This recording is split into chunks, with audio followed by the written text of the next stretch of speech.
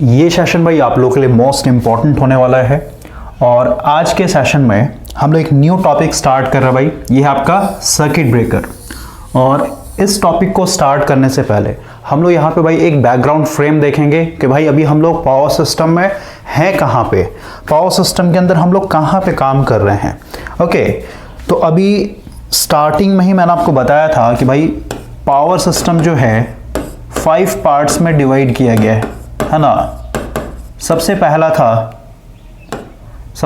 था भाई जनरेशन, जिसमें हम लोग डिफरेंट जैसे hydro power plant, thermal power plant, nuclear power plant, gas power plant, diesel power plant, geothermal power plant है ना, डिफरेंट पावर प्लांट को यूज करके हम लोगों ने यहाँ पे इलेक्ट्रिसिटी एक तरीके से जनरेट किया था भाई, इसीलिए हम लोग इसको बोल रहे हैं जनरेशन है ना।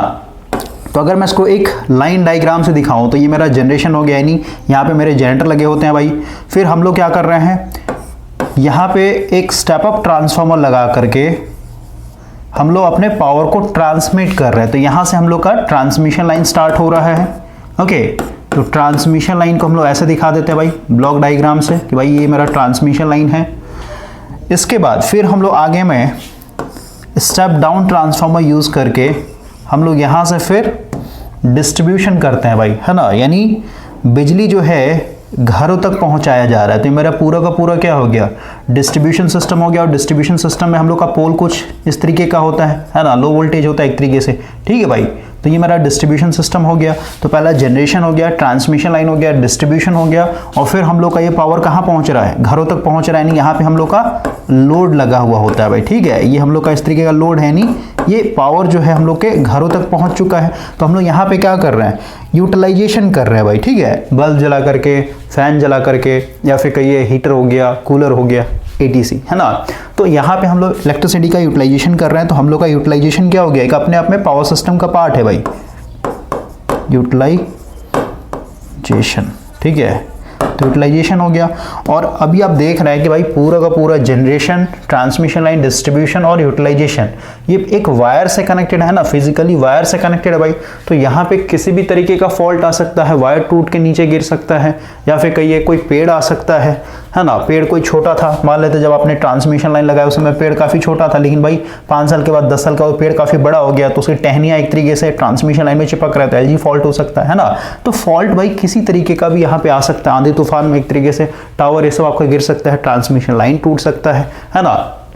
या फिर कहिए ये पहाड़ों से होकर गुजर रहा है, फिर नदियों से होकर गुजर रहा है भाई है ना। तो फ्लड ये सब में भी एक तरीके से आपके ट्रांसमिशन लाइन को डैमेज पहुंचा सकता है। तो किसी तरीके का भी भाई यहाँ पे हम लोग का फॉल्ट देखने को मिल सकता है। तो हम लोग क्योंकि यहाँ पे चाहते हैं भाई कि ये जो भी फॉल्ट आएगा, सिमेट्रिकल फॉल्ट हो या फिर अनसिमेट्रिकल फॉल्ट हो है ना, इसको हम लोग ऑटोमेटिक वे में क्लियर करना चाहते हैं। तो इसके लिए हम लोग का एक और यूनिट यहाँ पे हम लोग को पढ़ना पड़ता है, जो कि आपका switchgear and protection. Okay, तो टोटल यहाँ पे 5 यूनिट्स हो गए, generation, transmission line, distribution, utilization और स्विच गियर एंड प्रोटेक्शन। तो भाई हम लोग अभी अपने स्विच गियर एंड प्रोटेक्शन पे काम कर रहे थे, लास्ट वाले पोर्शन पे काम कर रहे थे भाई, जिसमें हम लोग को सबसे पहले पढ़ना होता था फॉल्ट। अब फॉल्ट क्यों पढ़ते थे, क्योंकि भाई हम लोग जो स्विच गियर डिजाइन करना चाहते हैं पावर सिस्टम को प्रोटेक्शन प्रोवाइड करने के लिए, तो उसमें क्या क्या है स्विच गियर, आपका रिले हो गया, सर्किट ब्रेकर हो गया, आइसोलेटर हो गया, आपका फ्यूज हो गया, या फिर कहिए आपका स्विच हो गया है ना। तो इतने सारे जो हम लोग डिवाइस बनाएंगे भाई, तो उसका रेटिंग होना चाहिए ना। तो उन रेटिंग को हम लोग कैसे डिसाइड करेंगे, सीधी सी बात है, जब तक कि हम लोग को फॉल्ट करंट नहीं पता हो है ना, तब तक हम लोग भाई उन स्विच गियर को डिजाइन नहीं कर सकते। इसलिए हम लोग पहले फॉल्ट को पढ़ते हैं भाई। तो फॉल्ट को हम लोगों ने सबसे पहले स्टार्ट किया था, अब देखिए हम लोग इंडेक्स के साथ सिंक्रोनाइज होते हैं।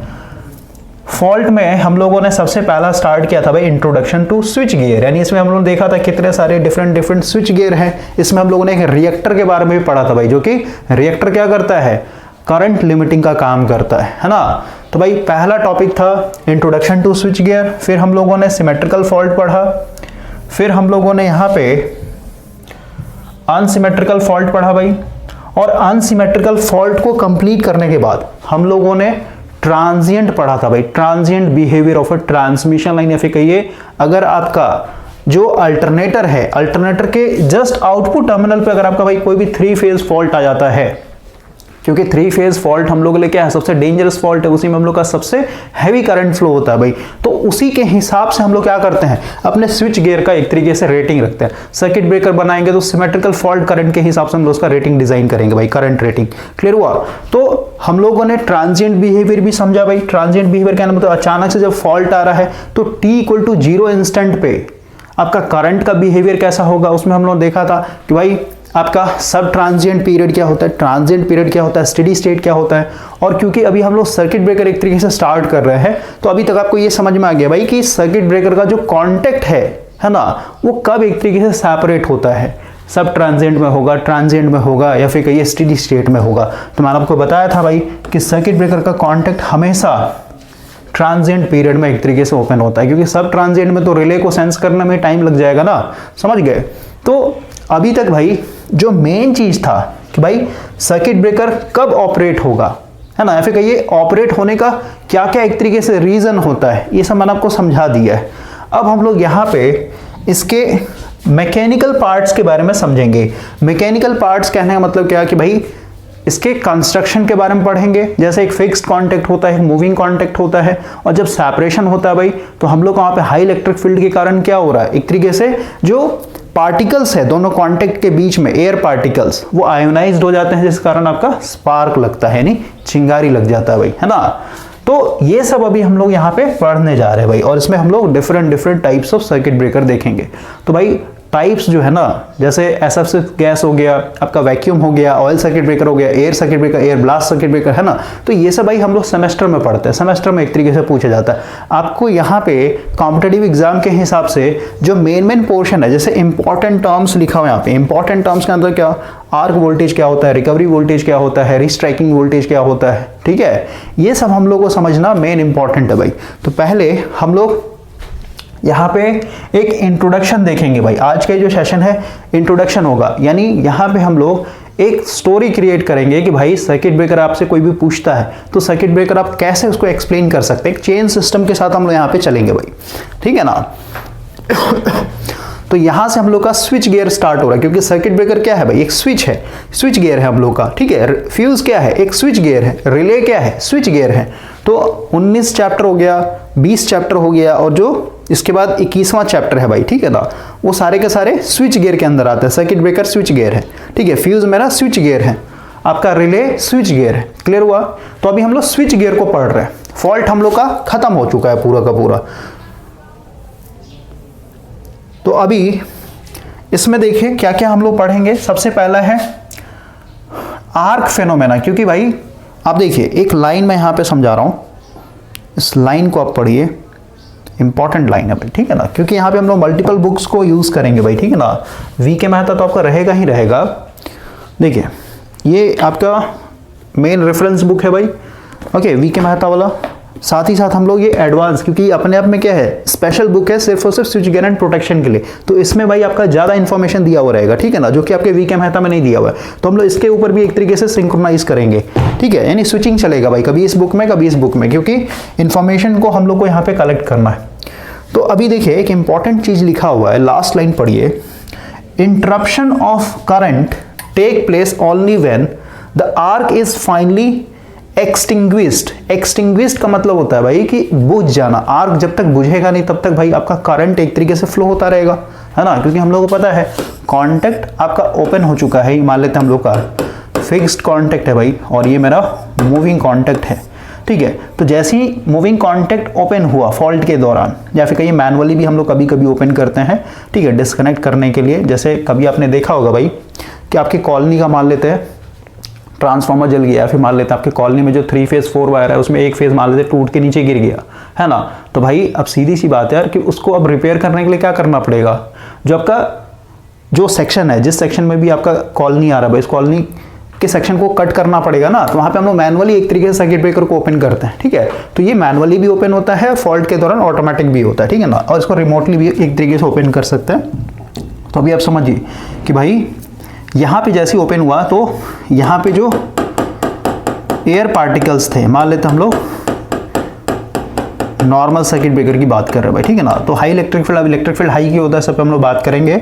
अभी बस समझिए कि भाई यहाँ पे हम लोग का क्या है, स्पार्क लग जाता है, नहीं चिंगारी लगता है, जिसको हम लोग आर्क बोल रहे हैं। अब ये आर्क के थ्रू क्या हो रहा है अभी भी, क्योंकि आर्क क्या है भाई, आयोनाइज्ड पार्टिकल्स को हम लोग आर्क बोलते हैं, फिर सीधे सीधा प्लाज्मा कह सकते हैं। प्लाज्मा क्या है, आयोनाइज्ड एयर पार्टिकल्स होते हैं, ठीक है ना। एयर पार्टिकल्स को अगर आपने आयोनाइज कर दिया तो भाई वो स्पार्क बन जाता है, ठीक है। तो यहाँ से करंट फ्लो होता रहेगा, है ना। तो जब तक आपका यहाँ पे स्पार्क एक्सटिंग्विश्ड नहीं होगा, जब तक कि आर्क खत्म नहीं होगा, तब तक भाई ये करंट भी एक तरीके से खत्म नहीं होगा। तो करंट को अगर आपको खत्म करना है तो यानी जो स्पार्क है, फिर जो आर्क है भाई, उसको एक तरीके से खत्म करना पड़ेगा। तो सर्किट ब्रेकर का यही तो काम है। तो सबसे पहले दिमाग में डालिए भाई कि जो हम लोग सर्किट ब्रेकर पढ़ रहे हैं, इसका मेन फंक्शन क्या है, मेन फंक्शन है टू एक्सटिंग्विश, ठीक है, एक्सटिंग्विश द आर्क, ठीक है। आर्क को एक तरीके से बुझाना ही सर्किट ब्रेकर का मेन काम होता है भाई, क्योंकि जब तक आर्क बुझेगा नहीं तब तक करंट एक तरीके से ये खत्म नहीं कर सकता है। तो यहां पे पढ़िए, द इंटरप्शन ऑफ करंट, यानी करंट को अगर आप इंटरप्ट करना चाहते हैं, ओनली व्हेन, यानी करंट तभी इंटरप्ट होगा when the arc is finally extinguished, या फिर कहिए सीज हो जाना चाहिए, ठीक है। Thus circuit breaking may be called an art of arc quenching. Art का मतलब क्या होता है भाई, आर्ट का मतलब है एक स्किल, एक क्वालिटी, ठीक है ना। तो सर्किट ब्रेकर का मेन आर्ट क्या है, आर्क को एक तरीके से क्विंच करना, यानी आर्क को एक्सटिंग्विश करना भाई, आर्क को बुझाना, ठीक है। तो ये लास्ट वाला जो लाइन लिखा गया है ना इस बुक में, इसको आप सबसे पहले आप मेन नोट्स में डालिएगा। The interruption of current take place only when the arc is finally extinguished, ठीक है। दस सर्किट ब्रेकिंग, यानी सर्किट ब्रेकिंग का मतलब क्या है, सर्किट ब्रेकिंग मीन्स और it may be called an art of arc quenching. तो हम लोग का यहाँ पे मेन फोकस रहेगा कि भाई सर्किट ब्रेकर में हम लोग क्या क्या ऐसा मैकेनिज्म इसमें फिट करें कि भाई ये आर्क को एक तरीके से बुझा दे, ओके ना। और यही चीज हम लोग यहाँ पे पढ़ने जा रहे हैं। तो सबसे पहले हम लोग आते हैं अपने रेफरेंस बुक के ऊपर भाई, और इसको भी स्टार्ट करने से पहले यहाँ पे आते हैं, इस वाले बुक में आते हैं, क्योंकि भाई ये थोड़ा एडवांस बुक है, तो इसमें आपका जो है ना, एक मिनट भाई कॉल आ रहा है। हेलो, हाँ जी, हाँ हाँ हाँ प्रणाम भाई। हाँ इसी नंबर पे आप डाल दिए ना भाई, और मैं थोड़ा लेक्चर बना रहा हूँ यार, मैं कॉल करता हूँ आपको, ठीक ना। ओके हाँ ठीक भाई, ठीक।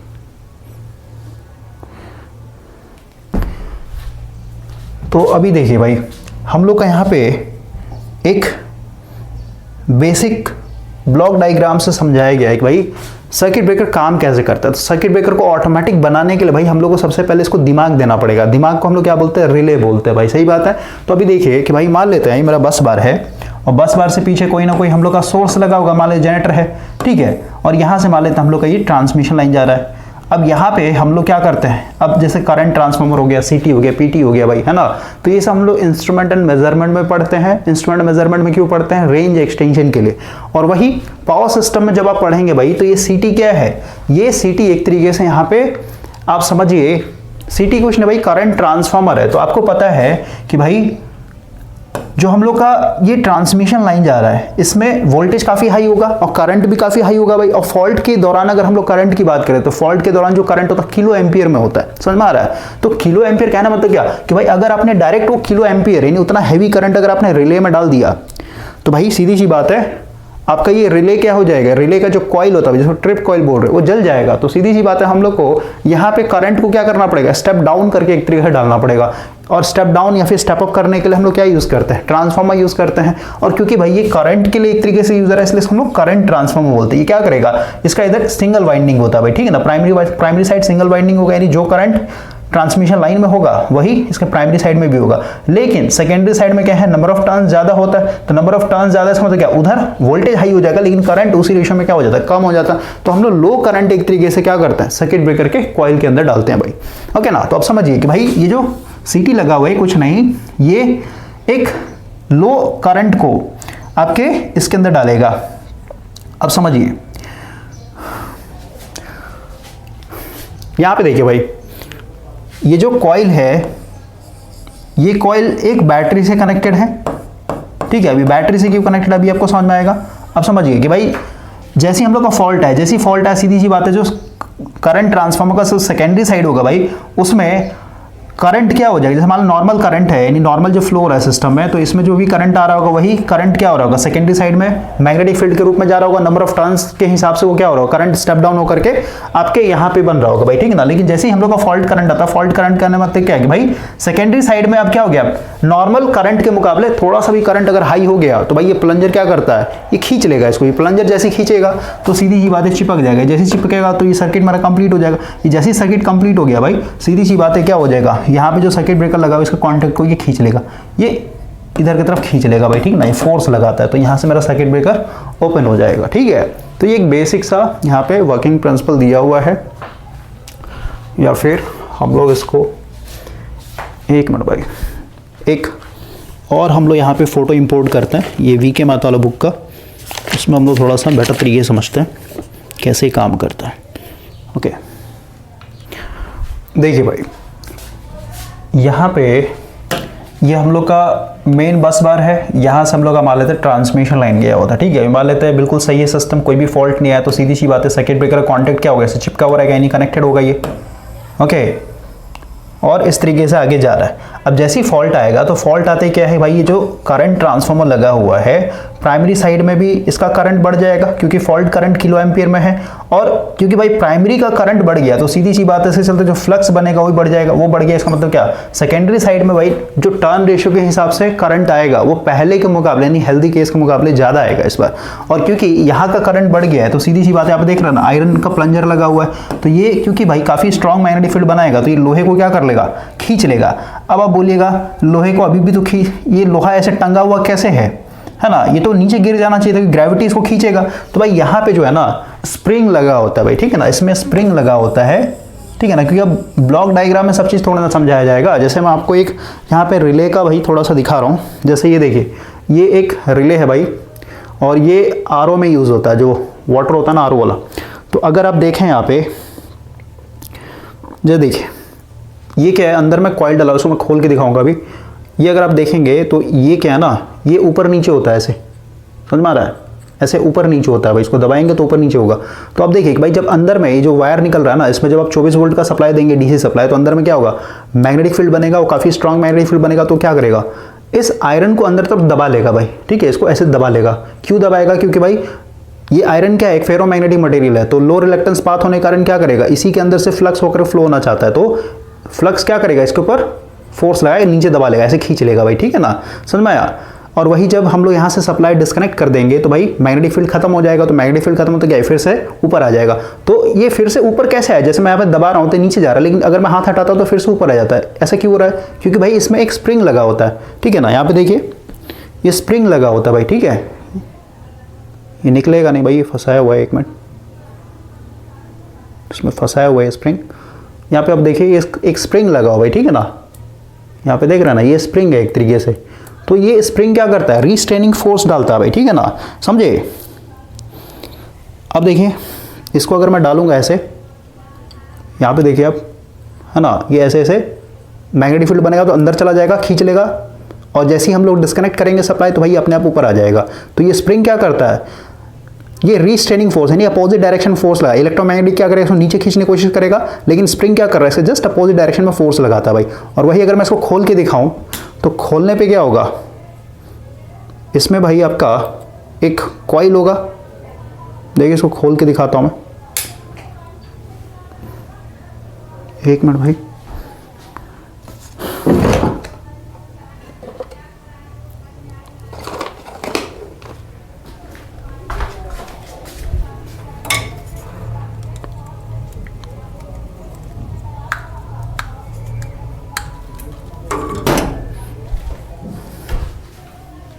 देखिए इसको जब आप खोलेंगे ना, इसको मैं खोल रहा हूं भाई,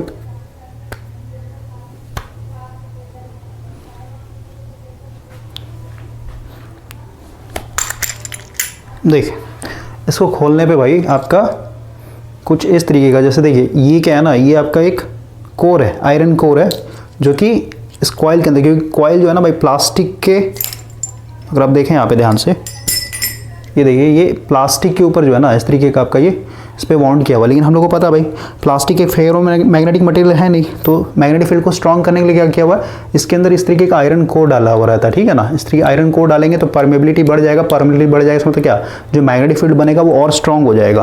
क्लियर हुआ। तो अगर इसको आप ओपन करके देखते हैं, जैसे भाई इस टेप को अगर मैं यहाँ से रिमूव करूँगा ना, अब देखिए इसमें आपका कॉपर का वाइंडिंग किया हुआ है, देख रहे हैं ना। तो यही है भाई, तो रिले कुछ नहीं भाई, आपका एक सोलेनॉइड होता है, ठीक है ना। अब हम लोग आते हैं बुक के ऊपर, तो यही चीज़ यहाँ पे है कि भाई ये जो स्प्रिंग लगा होता है, ये स्प्रिंग क्या करेगा, जैसे मैग्नेट, जब यहाँ पे स्ट्रॉन्ग मैग्नेट बनेगा तो मैग्नेट इसको नीचे खींचेगा, मैग्नेट नीचे खींचेगा तभी तो ये ट्रिप कॉइल से चिपकेगा, और ये मेरा एक तरीके से बैटरी से कनेक्ट हो जाएगा, और यहाँ पे फिर मेरा मैग्नेटिक फील्ड बनेगा, और ये मैग्नेटिक फील्ड क्या करेगा, इस आयरन प्लंजर को इधर की तरफ खींच लेगा। सही बात है, सही बात है। तो यहाँ पे देखिए भाई इलेक्ट्रोमैग्नेटिक फील्ड के कारण फोर्स नीचे तरफ लग रहा है, लेकिन जो स्प्रिंग लगाएगा, स्प्रिंग क्या करेगा, स्प्रिंग इसके जस्ट अपोजिट डायरेक्शन, क्योंकि जैसे हम लोग यहाँ पे मैग्नेटिक फील्ड लो हो जाएगा तो ऑटोमेटिक क्या हो जाएगा, ये प्लंजर ऊपर उठ जाएगा। तो यहाँ पे हम लोग का स्प्रिंग के द्वारा, ठीक है ना, इसको हम लोग रीस्ट्रेनिंग फोर्स बोलते हैं भाई। तो आई होप कि आपको ये समझ में आया होगा कैसे हम लोग का रिले और एक सर्किट ब्रेकर का कॉम्बिनेशन चलता है भाई, इसको हम लोग इलेक्ट्रोमैकेनिकल रिले बोलेंगे, ठीक है ना, क्योंकि यहाँ पर हम लोग बिजली यूज करके क्या कर रहे हैं, यानी मैकेनिकल का मतलब क्या भाई, आगे पीछे मूवमेंट होना। तो अभी हम लोग स्टार्ट कर रहे हैं सर्किट ब्रेकर को यहाँ से। तो पहला तो भाई पूरा का पूरा बताया गया है इंट्रोडक्शन में, during the operation of a power system, यानी जब भी हम लोग पावर सिस्टम ऑपरेट कर रहे हैं। अब पावर सिस्टम ऑपरेट करना मतलब क्या, कि भाई हम लोग पावर प्रोवाइड कर रहे हैं जनरेटिंग स्टेशन से लेकर के कंज्यूमर तक। इट इज ऑफन डिजायरेबल, यानी ज़्यादातर सिचुएशन में हम लोग का डिजायरेबल या फिर नेसेसरी है टू स्विच ऑन और ऑफ द वेरियस सर्किट। जैसे ट्रांसमिशन लाइन को कभी डिस्कनेक्ट करना पड़ जाए, डिस्ट्रीब्यूशन जो है भाई उसको डिस्कनेक्ट करना पड़ जाए, या फिर जनरेटिंग प्लांट जो है, जैसे कभी आपका मान लेते हैं रिपेयरिंग में जा रहा है, फिर कोई फॉल्ट आ गया है ना, या फिर जनरेटर एक रिप्लेस करना, तो वहाँ पे है ना, अंडर बोथ नॉर्मल कंडीशन में भी हम लोग ऑन ऑफ कर सकते हैं, या फिर एबनॉर्मल कंडीशन उसमें भी हम लोग को ऑन ऑफ करना पड़ता है, ठीक है। इन अर्लियर डेज, अगर हम लोग पुराने दिनों की बात करें भाई, this function is used to perform switch, यानी ये सारा का सारा जो है फंक्शन ऑन ऑफ करने का किसके थ्रू होता था, स्विच के थ्रू होता था। स्विच जैसे हम लोग जो घर में यूज कर रहे हैं भाई, फैन को ऑन करना, स्विच दबाइए ऑन हो जाएगा, ऑफ करना, स्विच फिर से दबाइए ऑफ हो जाएगा, है ना। तो अर्लियर डेज में लिखा हुआ, अर्लियर मतलब पहले जमाने में भाई, ठीक है ना। तो सीधी सी बात है, पहले जमाने में हम लोग टोटली इतना डिजिटल नहीं थे ना, समझ गए, क्योंकि पहले हम लोग इलेक्ट्रिसिटी यूज करते थे सिर्फ और सिर्फ बल्ब जलाने के लिए, लाइटनिंग के लिए, और क्योंकि लाइटनिंग काफ़ी लो लोड होता है भाई, तो उस हिसाब से हम लोग का जो भी पावर सिस्टम होगा उसका जो ऑपरेटिंग वोल्टेज होगा, जो पावर का डिमांड होगा तो काफ़ी कम होगा, है ना, समझ गए। तो उस समय हम लोग स्विच को यूज़ कर सकते थे, या फिर कहिए प्रोटेक्शन के लिए हम लोग फ्यूज़ यूज़ कर सकते थे, क्योंकि वो सारे के सारे लो वोल्टेज और लो पावर डिमांड के हिसाब से डिज़ाइन थे। लेकिन भाई आज की डेट में देखिए हम लोग का पूरा लाइफ स्टाइल क्या एक तरीके से इलेक्ट्रिसिटी के ऊपर डिपेंड हो चुका है ना। तो अभी का जो डिमांड है पावर का वो बहुत ज़्यादा हाई है भाई, ठीक है ना। तो ये कि भाई अब जो है हम लोग स्विच से या फिर कहिए फ्यूज से हम लोग इस चीज़ को नहीं परफॉर्म कर सकते, हम लोग यहाँ पे एडवांस सिस्टम चाहिए। तो ये however such means of control present two disadvantage. Firstly when a fuse blow out, अब इसमें भी क्या क्या डिसएडवांटेज था, फ्यूज ब्लो हो गया तो भाई सीधी सी बात है कुछ ना कुछ टाइम लगेगा रिप्लेस करने के लिए, आपको आदमी भेजना पड़ेगा रात को, अगर है ना नाइट को हो गया भाई तो नाइट में भी आपको जाना पड़ेगा ना फ्यूज रिप्लेस करने के लिए। तो इससे हम लोग को प्रॉब्लम देखने को मिल रहा था। Secondly fuse can not successfully interrupt heavy fault current that result from fault on modern high voltage. क्योंकि भाई मॉडर्न मतलब आज की जनरेशन को अगर कंपेयर करेंगे भाई पहले जनरेशन, सीधी जी बात है आज का जो वोल्टेज रेटिंग है, जो करंट रेटिंग भाई फॉल्ट के दौरान वो काफ़ी ज़्यादा हाई होगा ना, क्योंकि हम लोग का जो MV रेटिंग है जनरेटर का या फिर कहीं पूरे पावर सिस्टम को काफ़ी ज़्यादा लार्ज हो चुका है पावर के डिमांड के हिसाब से, ठीक है। अब हम लोग आगे आता है, तो ये सब अब नहीं चलेगा। Due to this disadvantage the use of switches and fuse is limited. अब इसका यूज है लेकिन लिमिटेड है भाई। कहाँ तक लिमिटेड है? सिर्फ और सिर्फ लो वोल्टेज में, जैसे हम लोग घरों में यूज करते हैं भाई। क्लियर हुआ? अब घर में भी हम लोग कहाँ फ्यूज यूज करते हैं? अब तो MCB आ गया एक तरीके से, है ना, MCB लगता है भाई। फ्यूज का एक तरीके से धीरे धीरे हम लोग हटाते जा रहे हैं। तो लो वोल्टेज और small capacity circuit where frequent operation are not expected, example switching and protection, distribution, transformer, lightning, यानी ये सब हम लोग लो वोल्टेज में और वहाँ पे यूज़ करें जहाँ बार बार हम लोग को ऑन ऑफ ये सब ना करना पड़े, वहीं तक लिमिटेड है। लेकिन अगर हम लोग भाई पावर सिस्टम की बात करें, है ना, तो यहाँ पे हम लोग क्या करना पड़ेगा, बार बार स्विचिंग ऑपरेशन एक तरीके परफॉर्म करना पड़ता है। अब आगे बढ़ते हैं। With the advantage of power system the lines and the other equipment operate at a very, अब क्योंकि भाई हम लोग एडवांस हो चुके हैं, पावर का डिमांड भी काफ़ी ज़्यादा हो चुका है, तो हम लोग एडवांसमेंट का मतलब क्या है भाई, जैसे मान लेते हम लोगों को पहले नहीं पता था भाई स्टेप अप करने से वोल्टेज राइज हो जाएगा, और वोल्टेज राइज होने हम लोग का जो लॉसेस है, या फिर कहिए भाई वोल्टेज बढ़ाने से हम लोग का लॉसेस कम हो जाता ना, तो हम लोग इंजीनियरिंग में भी एडवांस होते जा रहे हैं ना, तो हम लोग को पता चल रहा है भाई कि लॉसेस को कैसे मिनिमाइज किया जाए। तो सबसे बेस्ट है कि भाई वोल्टेज को आप क्या कर दीजिए, स्टेप अप कर दीजिए। वोल्टेज मेरा हाई हो गया तो सीधी उसी रेशियो से करंट आपका कम हो जाए, क्योंकि हम यहाँ पे ट्रांसफार्मर यूज कर रहे हैं स्टेप अप के लिए। ओके, तो हम लोग एडवांस हो चुके हैं भाई। तो वही है कि and other equipment operate at a very high voltage and carry large current, the arrangement of switches along with fuses can not, यानी अब स्विच और फ्यूज को यूज करके आप ये चीज नहीं कर सकते भाई, ठीक है ना। Desired function of switchgear in such a high capacity circuit, नहीं पॉसिबल है। अब है this necessitates to employ a more dependable means of control such is obtain by the use of circuit breaker. अब ये पूरा का पूरा function कौन परफॉर्म करेगा, आपका circuit breaker. Circuit breaker can make or break circuit either in manually भी कर सकते हैं या फिर ऑटोमेटिकली अंडर ऑल कंडीशन, ठीक है। ऑल कंडीशन का मतलब क्या, नो लोड पे भी कर सकते हैं, फुल लोड पे भी कर सकते हैं, फिर कहिए कभी कोई फॉल्ट आ गया भाई, जैसे शॉर्ट सर्किट कंडीशन हो गया तो वहां पे भी एक तरीके से इसको ऑन ऑफ करने के लिए, यानी सर्किट को ब्रेक या फिर मेक करने के लिए यूज करते हैं। This characteristic of circuit breaker has made it very useful equipment for switching and protection of various part of the power system. Switching का मतलब होता है ऑन ऑफ करना भाई, सीधे सीधे, ठीक है। तो ऑन ऑफ करने के लिए हम लोग सर्किट ब्रेकर यूज करते हैं। प्लस प्रोटेक्शन, भाई प्रोटेक्शन बताया कि भाई इसको रिले दे देंगे तो रिले क्या करता है, ये एक ब्रेन की तरह एक्ट करेगा और ये सीधे सीधे बताएगा कब आपको ऑपरेट होना है कब नहीं ऑपरेट करना है। ऑटोमेटिक ऑपरेशन के लिए हम लोग को रिले प्रोवाइड करना पड़ता है, ठीक है, अलॉन्ग विद सर्किट ब्रेकर। आगे पढ़ता है, in this chapter we shall deal with the various type of circuit breaker and their increasing applications as control devices, ठीक है। तो टाइप्स पढ़ेंगे और इसके कुछ इंपॉर्टेंट टर्म्स पढ़ेंगे भाई। तो सबसे पहला देखिए सर्किट ब्रेकर क्या है ये, तो बोलता है circuit breaker is a piece of equipment, ये एक इक्विपमेंट है भाई, या फिर ये एक हम लोग के पास एक डिवाइस है, प्रोटेक्शन डिवाइस। क्या करता है ये, काम क्या करता है, तो मेक यानी सर्किट को बनाएगा, ठीक है ना, यानी क्लोज करेगा, ब्रेक करेगा यानी ओपन करेगा, है ना, either in manually or by remote, यानी इसको मैनुअली भी कर सकते हैं या फिर कहिए रिमोट कंट्रोल के थ्रू भी हम लोग कर सकते हैं, अंडर नॉर्मल कंडीशन या फिर कहिए एबनॉर्मल कंडीशन, दोनों में। ओके ना, अब आगे बढ़ते हैं हम लोग।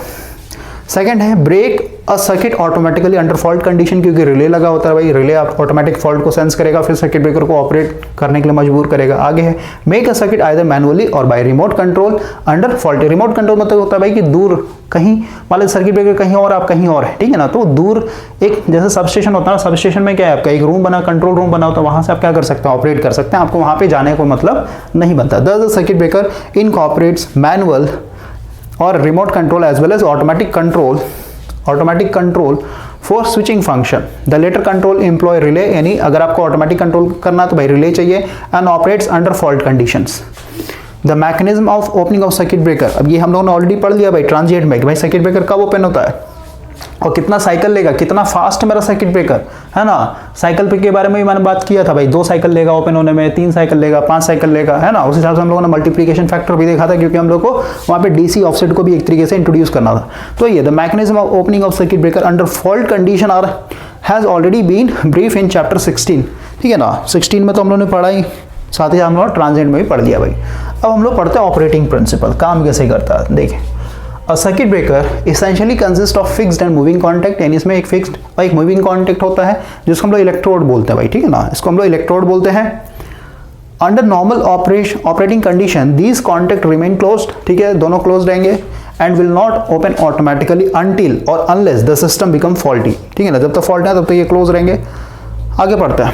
Of course the contact can be open manually और मतलब मैनुअली भी ओपन कर सकते हैं, लेकिन भाई या फिर रिमोट से भी कर सकते हैं, एक एक्स्ट्रा लाइन डाल दी। आगे बढ़ते हैं। When a fault occur on any part of the system the trip coil, है ना, ट्रिप कॉइल बताया था मैंने, यानी रिले के साथ लगा रहता है, trip coil of the circuit breaker get energized, यानी इसको पहले से ज्यादा, क्योंकि भाई सर्किट कंप्लीट हो गया ना, यहाँ पे ये प्लंजर नीचे आ जाता है, ठीक है, प्लंजर नीचे आ गया तो सीधी और ट्रिप कॉइल क्या हो गया, ये बैटरी से कनेक्ट हो गया ना, तो ये ट्रिप कॉइल में एनर्जाइज्ड हो गया भाई, यानी इसमें उन्होंने एक्साइटेशन दे दिया।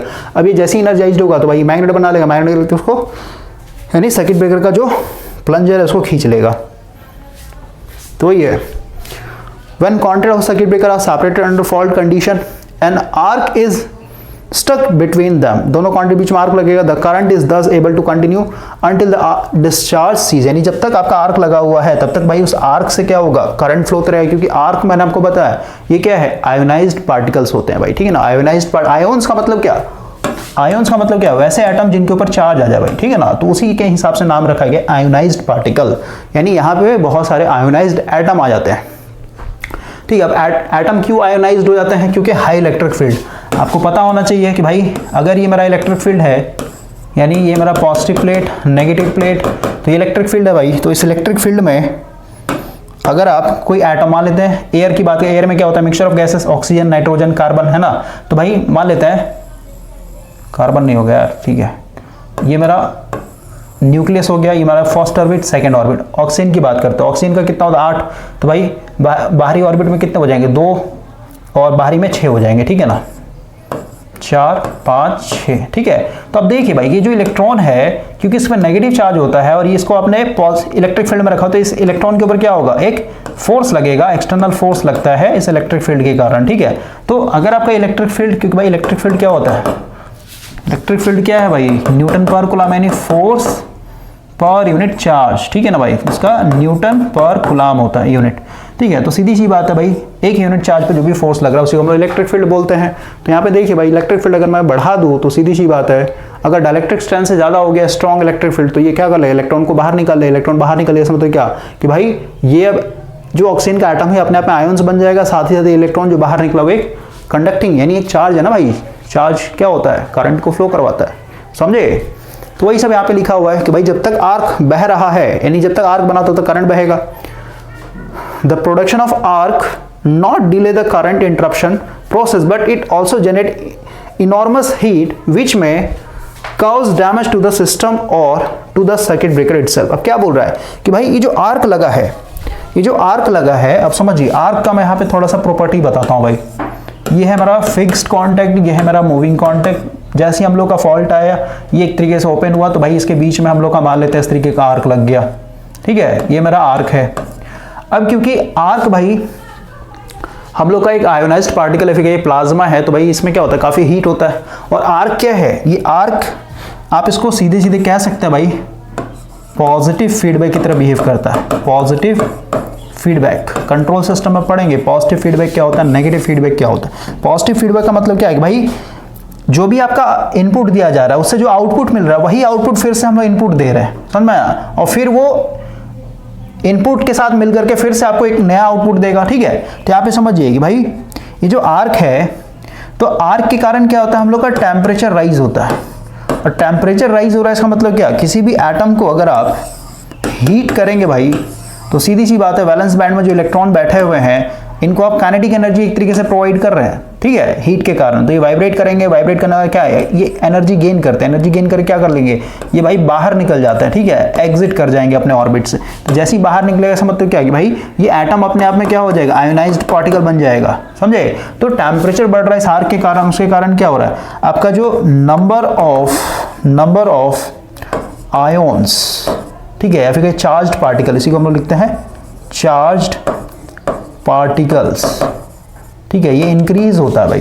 टेम्परेचर बढ़ रहा है, इसके साथ साथ चार्ज पार्टिकल्स बढ़ रहे हैं। चार्ज पार्टिकल बढ़ने के साथ साथ क्या होगा, क्योंकि भाई अब आपके इधर आसपास में बहुत सारे आयोनाइज्ड पार्टिकल आ चुके हैं, तो भाई यहाँ पे हम लोग का क्या हो रहा है, करंट और बढ़ेगा, क्योंकि आयोन्स क्या होते हैं, गुड कंडक्टर ऑफ करंट, है ना। तो सीधी सी बात है टेम्परेचर बढ़ने से चार्ज पार्टिकल्स बढ़ गया, फिर आयोनाइज्ड पार्टिकल बढ़ गया, इसके कारण जो हम लोग का रेजिस्टेंस था भाई, इस पाथ का जो रेजिस्टेंस है ये कम हो जाएगा। रेजिस्टेंस कम हो गया इसका मतलब क्या, आपका जो कंडक्टेंस है या फिर कहीं जो कंडक्टिविटी भाई बढ़ जाएगा। कंडक्टिविटी बढ़ गया इसका मतलब क्या है कि भाई मेरा करंट बढ़ जाएगा, और करंट अगर फिर से बढ़ गया तो करंट के कारण आपको पता है I2R लॉस होता है, नहीं, इस करंट के कारण फिर से मेरा और टेम्परेचर राइज हो जाएगा।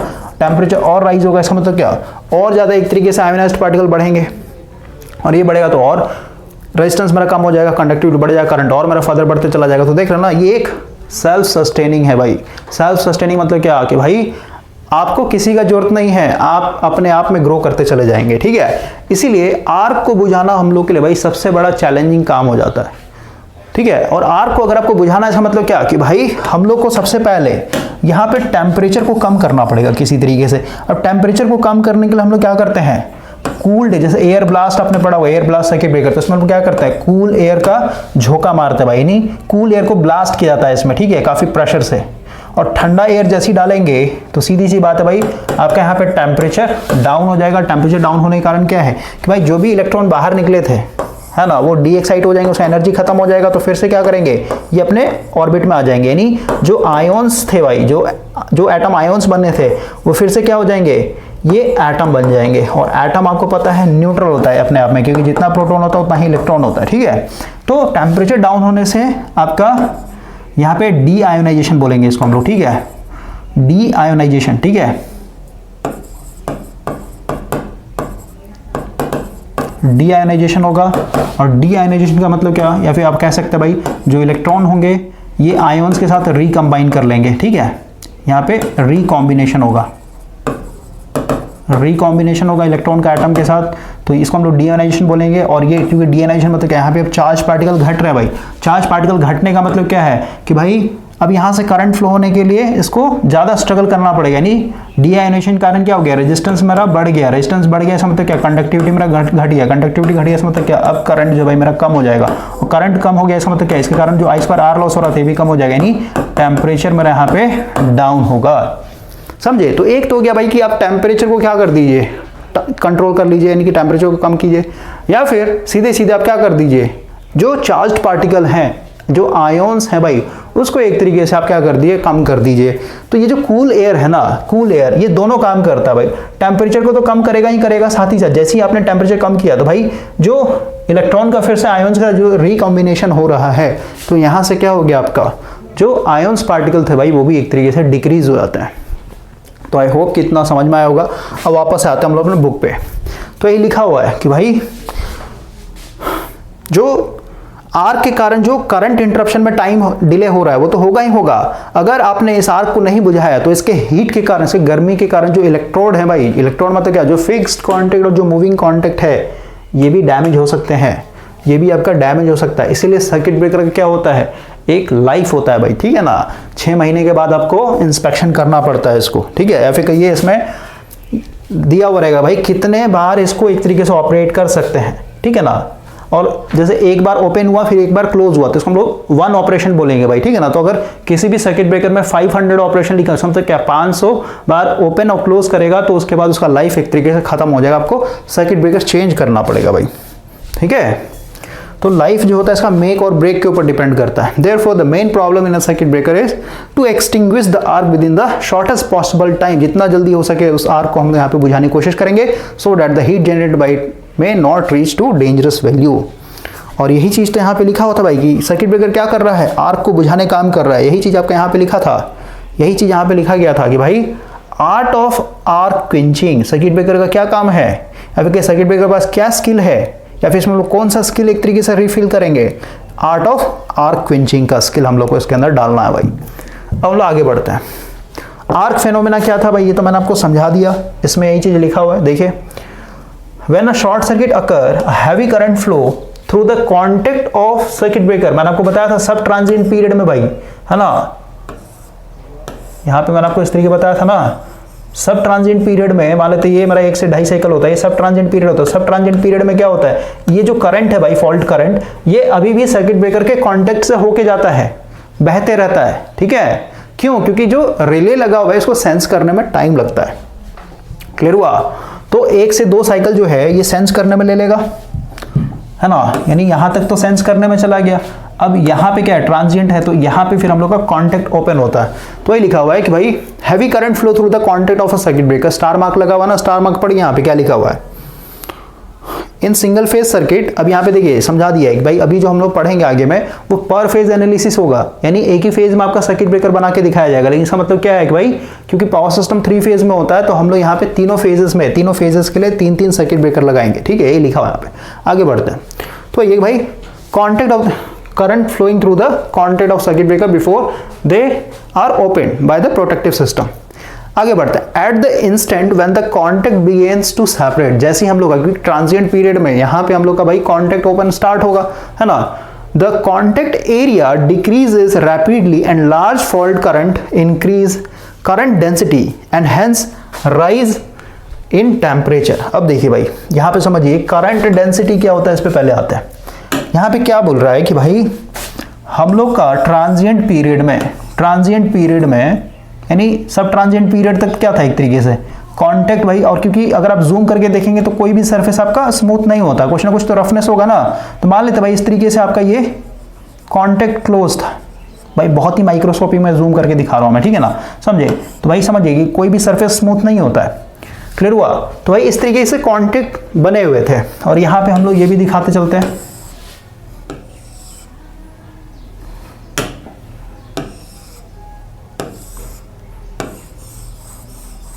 ठीक है, इस तरीके का हम लोग का होता है ना। तो भाई आप समझिए भाई 1 से 1.5 साइकिल तक आपका यहाँ पे करंट फ्लो हो रहा था, फॉल्ट करंट। अब हम लोग का ट्रांजिएंट पीरियड आ गया, तो सीधी सी बात है, कांटेक्ट क्या होगा, सेपरेट होने लगेगा। इस बार मैं इसको मूविंग कांटेक्ट बनाता हूँ भाई, और इसको मैं फिक्स्ड कांटेक्ट बनाता हूँ, ठीक है।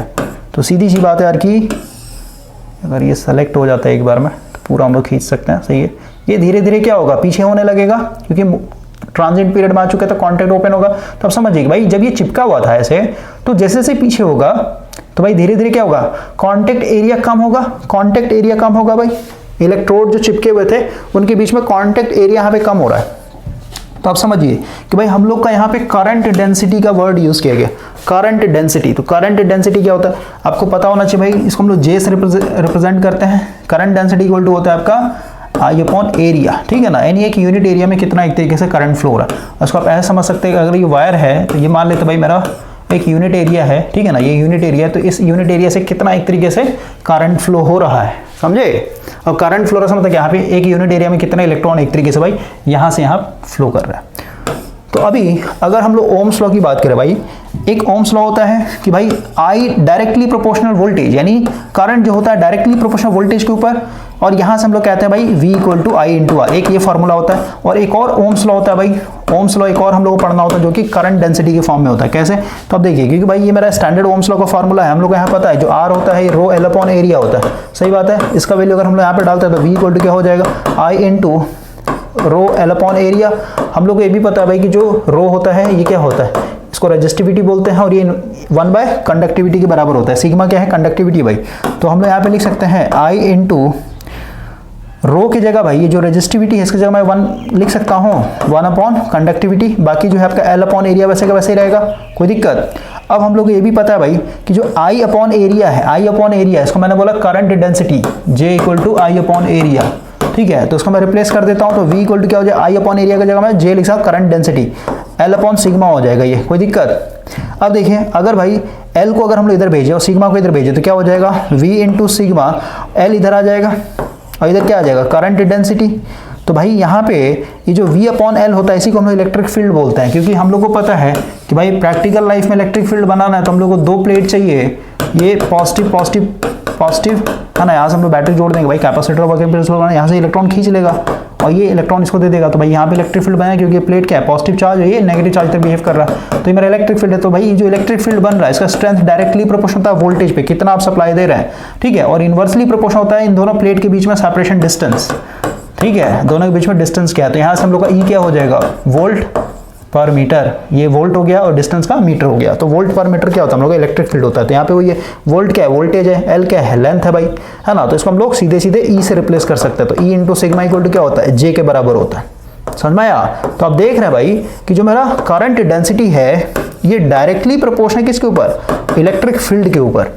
तो आप समझिए कि भाई हम लोग का जैसे ही ट्रांजिएंट पीरियड आया तो ट्रांजिएंट पीरियड में ये कांटेक्ट जो है ओपन होना स्टार्ट हुआ। कांटेक्ट ओपन होने कारण क्या है कि कांटेक्ट एरिया जो भाई, ठीक है ना, जो एरिया यहाँ पे था वो डिक्रीज हो रहा है। कांटेक्ट एरिया डिक्रीज होने से करंट डेंसिटी मेरा बढ़ेगा, और करंट डेंसिटी बढ़ने का मतलब क्या, और अभी जस्ट समझाया कि भाई जो करंट डेंसिटी होता है ये वोल्टेज इंटू कंडक्टिविटी होता है, सॉरी ई है ना यहाँ पे, इलेक्ट्रिक फील्ड इनटू कंडक्टिविटी। तो यहाँ से आप देख रहे हैं कि भाई जे जो है यानी current density directly proportional electric field intensity के ऊपर होता है। तो एरिया अगर घट रहा है तो करंट डेंसिटी बढ़ रहा है, और करंट डेंसिटी बढ़ रहा है तो सीधी सी बात है इलेक्ट्रिक फील्ड भी मेरा क्या हो जाएगा, बढ़ जाएगा भाई। और इलेक्ट्रिक फील्ड अगर मेरा बढ़ गया, इलेक्ट्रिक फील्ड अगर मेरा बढ़ गया भाई, तो सीधी सी बात है ये वाला सिचुएशन आ जाएगा कि भाई इलेक्ट्रिक फील्ड है मेरा ये, ठीक है, मान लेते तुम्हारा पॉजिटिव प्लेट है और ये मेरा नेगेटिव प्लेट है और काफ़ी हाई इलेक्ट्रिक फील्ड है। तो इलेक्ट्रिक फील्ड में अगर आप कोई भी एटम को रखते हैं, फिर चाहे ऑक्सीजन हो, नाइट्रोजन हो, है ना, तो इसके वैलेंस बैंड में जो इलेक्ट्रॉन है भाई बैठे हुए, इनके ऊपर एक फोर्स लगाएगा इलेक्ट्रिक फील्ड, और ये फोर्स के कारण क्या हो जाएगा, बाहर निकल जाएंगे। यानी यहाँ पे भाई फिर आयोन्स बनना स्टार्ट हो जाएगा। क्यों? क्योंकि भाई ये जो इलेक्ट्रिक फील्ड है ना, ये जो इलेक्ट्रिक फील्ड है ये एयर के डाइलेक्ट्रिक स्ट्रेंथ से काफ़ी ज़्यादा हो जाता है, और काफ़ी ज़्यादा हो गया तो एयर का जो डाइलेक्ट्रिक स्ट्रेंथ है वो ब्रेक हो गया। ब्रेकिंग का मतलब ही होता है भाई वैलेंस बैंड से इलेक्ट्रॉन बाहर निकल गया, तो ये क्या हो गया, आयोन्स बन गया। यानी एयर अब एक तरीके से कंडक्टर की तरह बिहेव कर रहा है, और जैसे ही कंडक्टर बनेगा वैसे ही हम लोग का क्या हो जाएगा, स्पार्किंग लग जाएगा। क्लियर हुआ? तो ये आपका यहाँ पे मेंशन किया गया है। पढ़िए इस लाइन को फिर से। At the instant when the contact begin separate, तो कांटेक्ट सेपरेट होना स्टार्ट हो चुका है, यानी एरिया है ना, कांटेक्ट एरिया कम हो रहा है भाई। द कांटेक्ट एरिया डिक्रीजेस, लिखा है ना रैपिडली, यानी बहुत तेजी से कांटेक्ट एरिया घटेगा। And large fault current causes increased current density, वही है करंट डेंसिटी कैसे बढ़ा मैं समझा दिया। हेंस राइज इन टेम्परेचर, क्योंकि भाई इलेक्ट्रिक फील्ड बढ़ गया ना, यहाँ का इलेक्ट्रिक फील्ड बढ़ गया।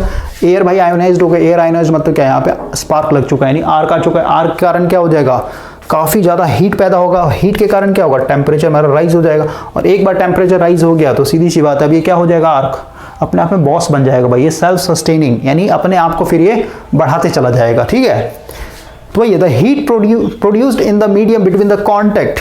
ठीक है, अब जैसे टाइप लिखा हुआ है ना, कौन सा मीडियम भाई, जैसे ऑयल सर्किट ब्रेकर है तो दोनों कॉन्टैक्ट ऑयल के बीच में डला हुआ रहता है। एयर है तो दोनों कॉन्टैक्ट बीच में एयर होगा, है ना। तो ये भाई heat produce in the medium between the contact is sufficient to ionise the air and vaporise, मतलब अगर एयर है तो एयर को आयनाइज कर देगा। अगर ऑयल डला हुआ है तो ऑयल मतलब क्या भाई, ऑयल का मतलब क्या, लिक्विड। तो लिक्विड को गर्म करने से क्या होगा, वेपर बनते हैं ना। पानी को आप गर्म किए तो क्या होगा, भाप बनेगा, भाप को ही तो वेपर बोलते हैं। तो लिक्विड है यानी ऑयल है तो वेपर बन जाएगा, वेपराइज हो जाएगा, है ना। और आयोनाइज्ड, क्योंकि भाई ऑयल के अंदर भी क्या है, लिक्विड के एटम से तो मिलकर बना हुआ भाई, तो उसको हीट करेंगे तो वेपर यानी गैस बन गया। उसको और हीट कर देंगे तो उसके अंदर जो वैलेंस बैंड में इलेक्ट्रॉन बैठे हैं वो भी बाहर निकल जाएंगे। तो सारे के सारे क्या हो जाते हैं, यहाँ पे इनका जो डाइलेक्ट्रिक स्ट्रेंथ है वो पंचर हो जाता है, यानी सारे के सारे फेल हो जाते हैं, इंसुलेटर तो बिहेव नहीं करें, वो कंडक्टर बन चुके हैं। द आयोनाइज्ड एयर और vapour act as a conductor and an arc is struck between the contact, arc लग जाएगा। the potential difference between the contact is quite small। अब ये कौन सा वोल्टेज होता है आप समझिए, इसको हम आर्क वोल्टेज बोलते हैं, आगे हम लोग पढ़ेंगे इस पे, ठीक है। And is just sufficient to maintain the arc, क्योंकि यहाँ पे जैसे हम लोग का कॉन्टेक्ट ओपन हुआ ना भाई, कॉन्टेक्ट ओपन हो गया तो आर्क लग गया। आर्क लग गया इसका मतलब क्या, जैसे देखिए ये सर्किट ब्रेकर क्यों ओपन हुआ था, क्योंकि भाई मेरा फॉल्ट आ चुका था। फॉल्ट आ गया इसका मतलब क्या कि भाई फॉल्ट में क्या होता है, हम लोग का करंट काफ़ी हाई होता है लेकिन वोल्टेज क्या हो जाता है, बहुत ही कम हो जाता है। अब ये भी आप समझिए, ट्रांजिएंट में मैंने आपको बताया था कि भाई कौन सा सर्किट ब्रेकर ओपन होगा, हमारे पावर सिस्टम में भाई 1500 किलोमीटर लंबा, 1000 किलोमीटर लंबा ट्रांसमिशन लाइन है, तो एक दो थोड़े ना सर्किट ब्रेकर लगे होंगे, समझ में आया, एक दो थोड़े ना सर्किट ब्रेकर लगे होंगे भाई। यहाँ पे भी है, यहाँ पे भी है, तो कौन सा होगा, उस साइड में भी होगा, है ना। बहुत सारे सर्किट ब्रेकर लगे, तो कौन सा सर्किट ब्रेकर ओपन होगा, तो मैंने आपको बताया था वही सर्किट ब्रेकर ओपन होता है जहाँ पे फॉल्ट नजदीक होता है भाई, ठीक है ना, समझे।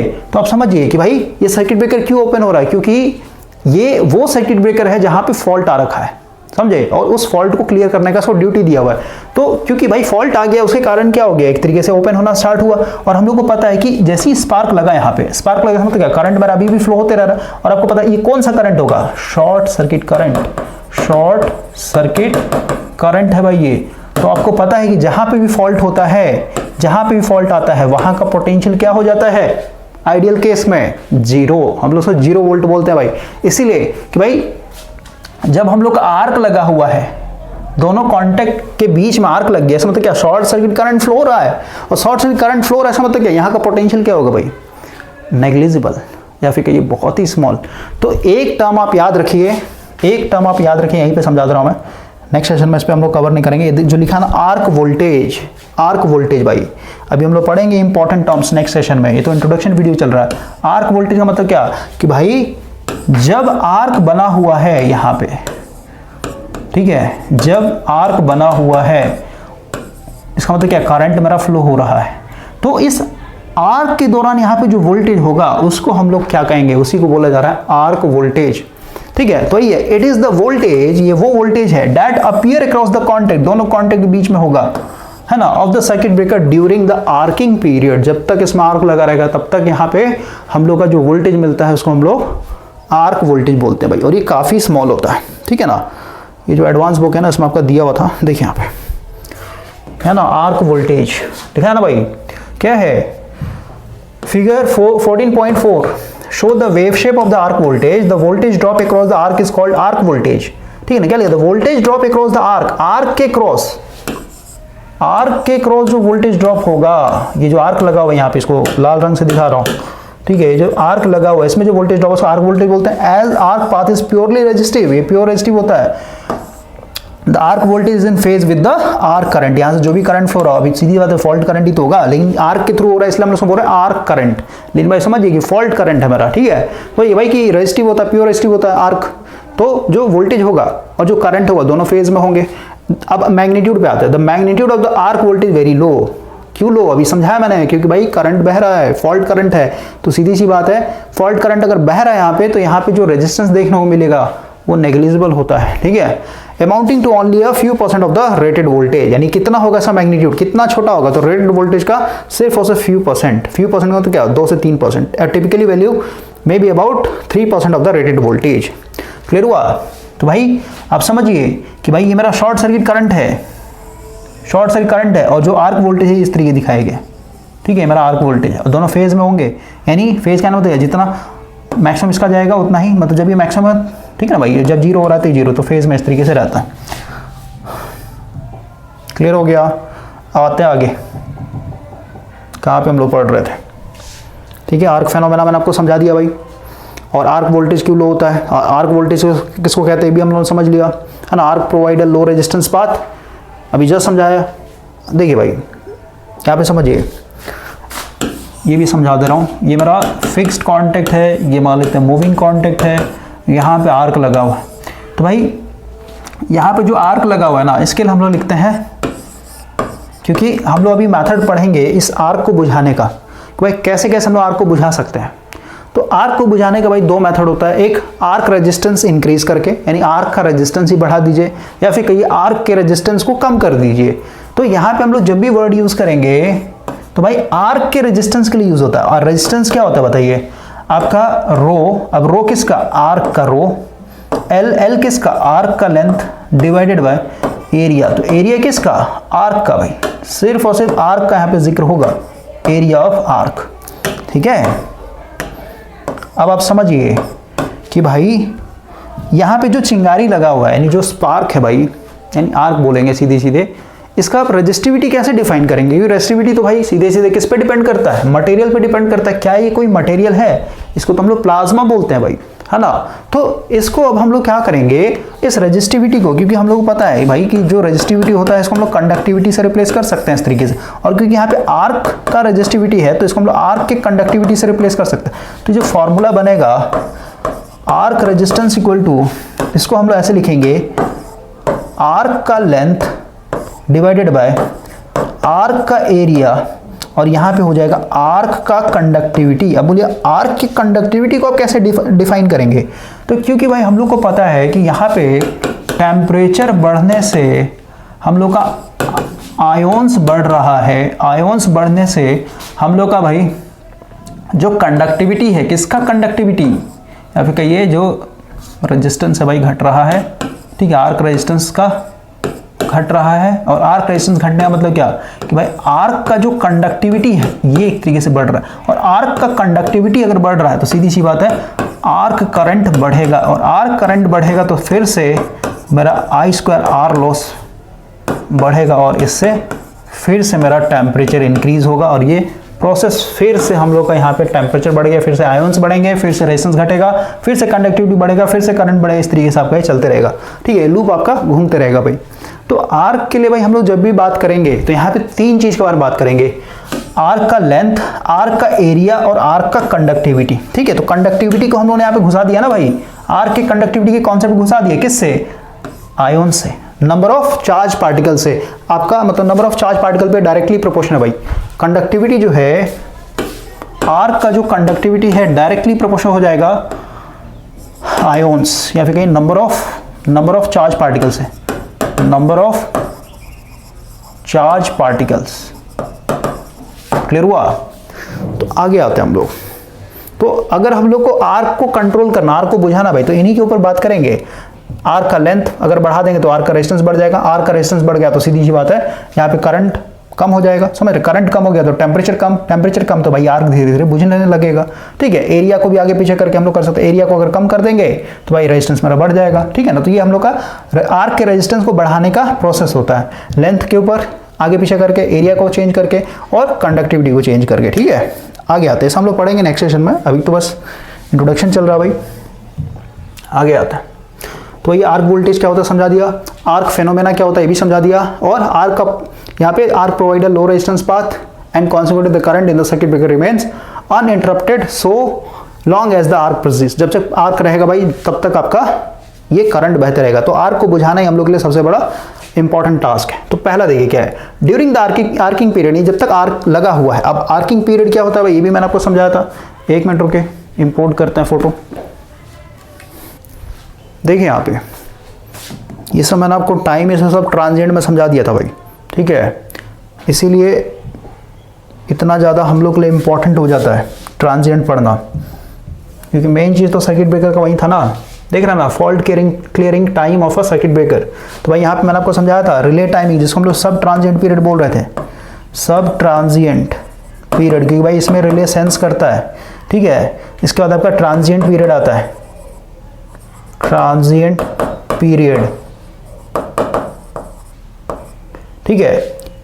तो ट्रांजिएंट पीरियड में क्या हो रहा है, ब्रेकर ओपनिंग टाइम, यानी इसका जो कांटेक्ट होता है ब्रेक होना स्टार्ट हो जाता है, और जैसे ही कांटेक्ट ओपन ब्रेक हुआ, यानी कांटेक्ट ब्रेक हुआ, तो भाई यहाँ से लेके यहाँ तक क्या हो गया, मान लेते हैं ये जो टाइम है ये बहुत स्मॉल टाइम होते हैं भाई, बहुत ही स्मॉल टाइम होते हैं, समझ में आया।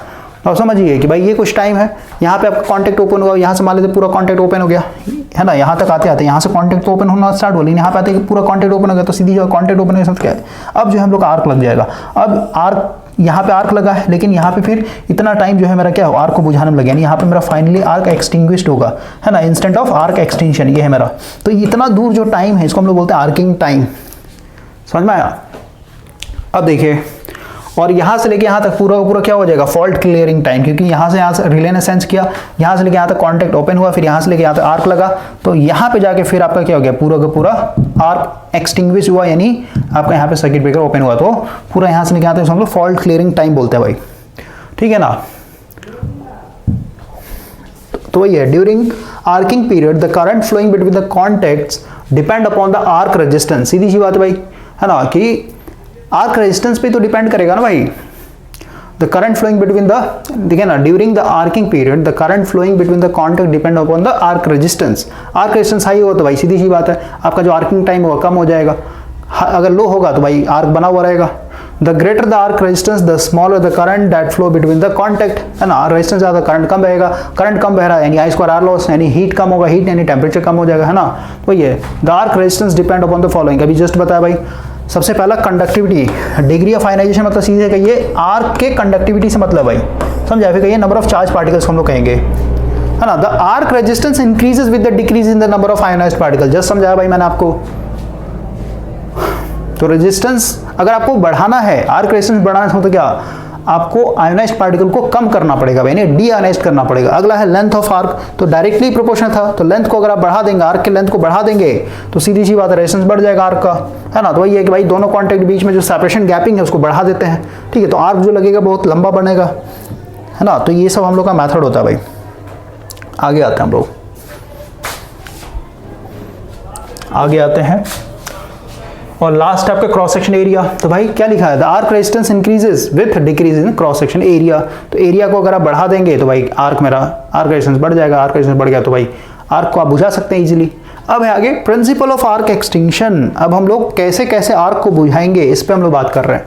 तो पहला है भाई, before discussing the method of arc extinction, it is necessary to examine the factor responsible for the maintenance of the arc between the contact। सबसे पहले हम लोग भाई ये देखेंगे, सीधी सी बात है यार, अगर आप प्रॉब्लम को सॉल्व करना चाहते हैं तो आपको पहले पता होना चाहिए भाई कि प्रॉब्लम आ किसके कारण रहा है। अगर आप बीमार हैं तो डॉक्टर पहले ये पता करता है ना भाई आपका बीमारी हुआ किसके कारण, तो रीजन पहले देखना है कि भाई ये आर्क किसके कारण लग रहा है। तो पहला है potential difference between the contact. अगर दोनों, अब पोटेंशियल डिफरेंस का मतलब होता है इलेक्ट्रिक फील्ड भाई, सीधी सी बात, वोल्टेज मतलब इलेक्ट्रिक फील्ड। तो potential difference between the contact ये रीजन है, और दूसरा है आयोनाइज्ड पार्टिकल, है ना, बिटवीन द कॉन्टैक्ट। तो पहला देखिए पोटेंशियल डिफरेंस से कैसे होता है, when the contact have a small separation. Small separation मतलब क्या है भाई, दोनों कॉन्टैक्ट के बीच में काफी कम गैप रखा हुआ है आपने, कभी आप स्विच को तोड़ के देखिएगा भाई, जो हम लोग फैन में लगा होता है ना, फैन को ऑन ऑफ करने के लिए जो स्विच लगा होता है हम लोग का, यहाँ पे देखिए ना, एक minute,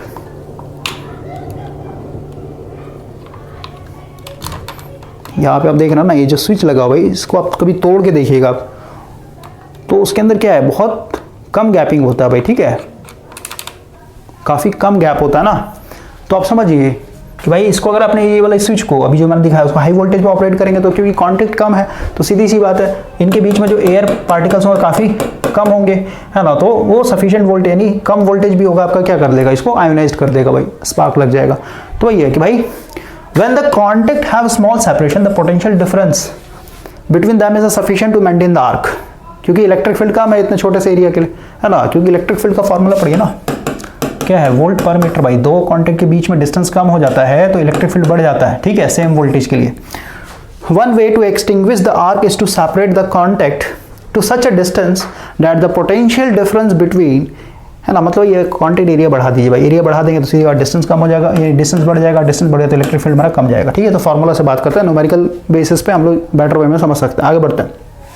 However, this method is impractical in a high voltage system where separation may be many meters may be required। Many metre मतलब समझते हैं ना, ओवरहेड ट्रांसमिशन है, देखिए कभी भी आप 132 kV वाला, तो भाई RYB फेज में देखिएगा 7-7 मीटर का गैपिंग दिया रहता है, समझे, 7-7 मीटर का गैपिंग होता है भाई, तो इतना बड़ा बड़ा गैपिंग आप कहाँ से दे सकते हो, पॉसिबल नहीं है ना। आगे आयोनाइज्ड पार्टिकल, है ना, दूसरा क्या था, आयोनाइज्ड पार्टिकल कारण आर्क लग रहा था, तो ionised particle between the contact tend to maintain the arc, ये भी रिस्पॉन्सिबल आर्क को बनाए रखने के लिए। इफ द आर्क पाथ है डीआयोनाइज्ड, अगर हम लोग डीआयोनाइज्ड कर देते हैं the arc extinction will be facilitated, arc extinguish हो जाएगा। और कैसे हम लोग अचीव करेंगे, दिस में be achieve by cooling the arc, वही है एयर ब्लास्ट करके, ठीक है, ठंडा एयर, और bodily removing the ionised particle, फिर आप एयर को यानी आयोनाइज्ड पार्टिकल क्या कर दीजिए, रिमूव कर दीजिए। अब यहाँ पे क्वेश्चन आता है भाई कि हम लोग हमेशा एयर ब्लास्ट यानी झोंका ही क्यों मारते हैं हवा का, तो समझिए ये झोंका क्यों मारा जाता है, क्योंकि ये दोनों का 3 काम करता है भाई, ठीक है ना। एयर ब्लास्ट का मतलब क्या है, जैसे कभी आपने देखा होगा ना एक्सीडेंट में भाई, जो हम लोग के कार में जो लगा रहता है, क्या बोलते हैं उसको,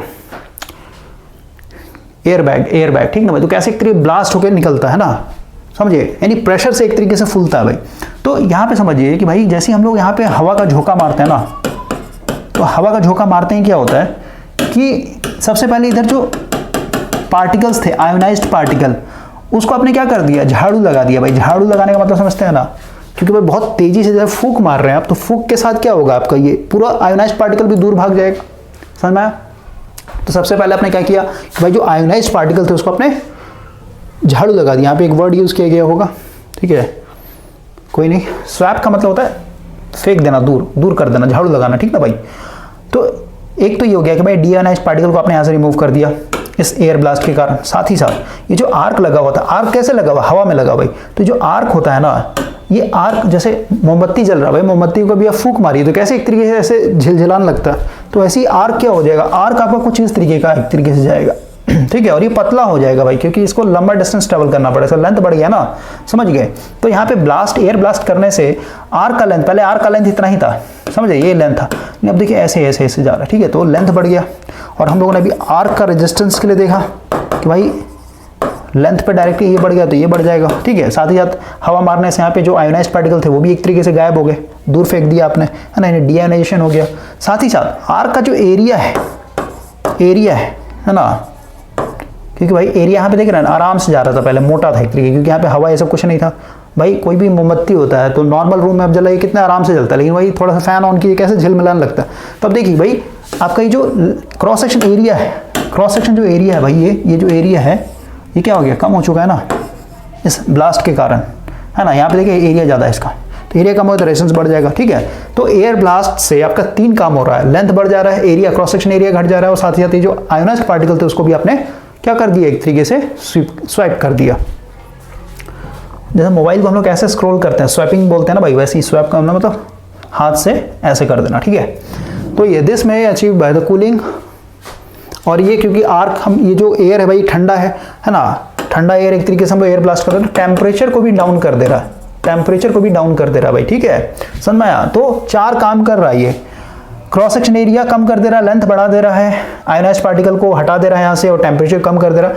अब देखिए साथ ही साथ यहाँ पे एक चीज़ और समझा देता हूँ कि भाई यहाँ पे आर्क के लेंथ को और बढ़ाने के लिए यहाँ पे हम लोग आर्क स्प्लिटर यूज़ करते हैं। आर्क स्प्लिटर क्या होता है ऐसे समझिए, कभी आप एमसीबी तोड़ के देखिएगा भाई अपने घर का, ठीक है ना, ये इस तरीके के ऐसे खांचे बने हुए रहते हैं, ठीक है। तो जब आप यहाँ पे एयर ब्लास्ट करेंगे तो आर्क क्या होता है ना भाई, ये जो आर्क है ये आर्क ऐसे घुस जाता है इसके अंदर, ठीक है, ऐसे गया फिर ऐसे गया फिर ऐसे गया फिर ऐसे गया फिर ऐसे, क्योंकि घुसने का सिर्फ इतना ही पतला पतला हम लोगों ने जगह दिया हुआ, ऐसे आता है, समझे, ठीक है ना। तो देख रहा ना इसका लेंथ कितना बढ़ रहा है। तो आर्क स्प्लिटर का मतलब क्या है कि भाई ये आर्क को क्या कर रहा है, छोटे छोटे पार्ट में स्प्लिट कर दे रहा है, साथ ही साथ इसका लेंथ बढ़ा दे रहा है। तो ये तो हम लोगों ने रीजन समझा भाई कि आर्क लगने का क्या क्या रीजन है। तो इन्हीं के ऊपर हम लोगों को काम करना पड़ेगा। अब काम क्या क्या करना है कि भाई सबसे पहले पढ़े यहाँ पे मेथड ऑफ आर्क एक्सटिंक्शन। तो आर्क को कैसे बुझाए, तो सबसे पहला हाई रेजिस्टेंस मेथड, तो ये तो मैंने समझा ही दिया कि भाई हाई रेजिस्टेंस के लिए क्या करना पड़ेगा, लेंथ बढ़ाना पड़ेगा आर्क का। आर्क का लेंथ बढ़ाने के लिए हम लोगों ने देखा भाई क्या करना पड़ेगा, एयर ब्लास्ट करना पड़ेगा। अभी इस पर बात करेंगे हम लोग। कूलिंग, आर्क को आप कूल कर दीजिए ठंडा एयर डाल करके, है ना। इफिशिएंट कूलिंग में भी obtain by gas blast directed along the arc, समझ में आया ना। और आर्क लेंथ कैसे करेंगे, तो भाई दोनों कॉन्टेक्ट के बीच का आप सेपरेशन गैप बढ़ा दिए, increase by increase the gap between the contact. अब क्रॉस सेक्शन एरिया कैसे हम लोग कम करेंगे, तो cross section area is reduced, the cross section area of the arc can be reduced by letting the arc pass through a narrow opening or having a smaller area of contact। तो देख रहा ना यहाँ पे splitter लगा दिया हम लोगों ने, तो यहाँ पे पतला पतला गैप दिया हुआ ना बीच बीच में, तो इसके अंदर घुस जाता है भाई, तो एरिया इसका कम हो जाएगा ऑटोमेटिक। तो इतने सारे मेथड है भाई, ठीक है।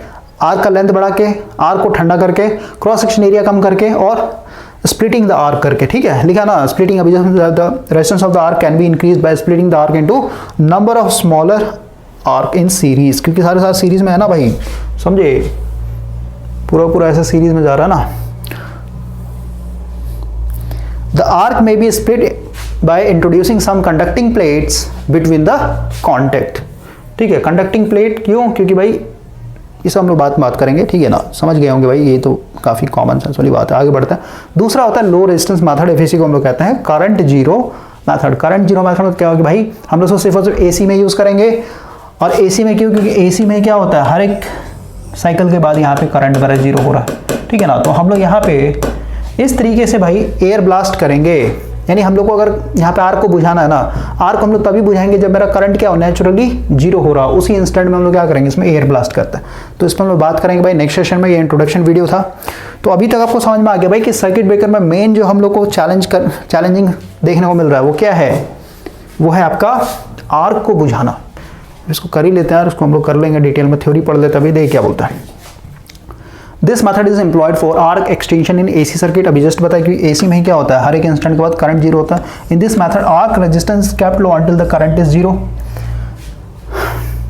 मतलब आर्क रेजिस्टेंस जीरो का मतलब क्या, लो का मतलब क्या है भाई, अभी जस्ट समझाया कि भाई आर्क का रेजिस्टेंस लो तभी करेंगे जब हम लोग का करंट जीरो हो जाए, नेचुरली जीरो हो जाए। लिखा ना arc resistance kept low until the current is zero.